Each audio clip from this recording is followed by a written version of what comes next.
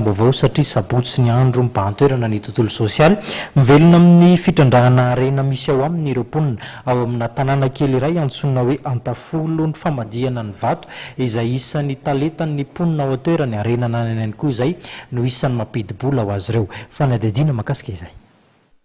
Ny fitrandrahana ireo karazana akora misy ao amin'ny faritra misy azy ireo no isan'ny fotom-piveloman'ireo mponina ao Antafofo. Maro ireo tendrombohitra izay ahitana volkano efa maty ao amin'ity toerana ity ka ireo vato izay navelan'ny fipoahan'ireo volkano ireo indrindra no ampiasain'izy ireo ary-trandrahany mba ho zavatra azo ampiasaina andavanandro.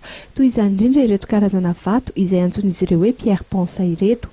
Efa misy ireo olona maka ireny vato ireny sy mandravaka azy ireny toy izao ary ireo andiam-behivavy kosa no mamarotra azy ho an'ireo mpivahiny. Malafo atsinanareo isan'andro? Arakaraka.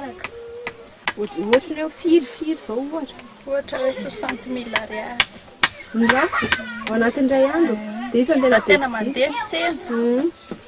Isan'ny tena mpividy anazy? Mividy daholo na ny turista na gasy. Inona no tena ilana azy tony? Fikosehana tongotra dia fanaovana massage.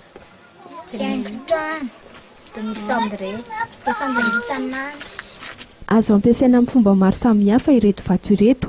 Misy ohatra ny mampiasa azy ho fanorana, misy ihany koa ny mampiasa azy ho toy ny haingon-trano. Miankina hatrany amin'ny fahatongavan'ireo mpizahatany anefa ny fandafosan'ireo mponina ao Antafofo ireo vokatry ny tanin'izy ireo ka matetika dia tsara ny tsena ho izy ireo indrindra rehefa fialan-tsasatra toy izao.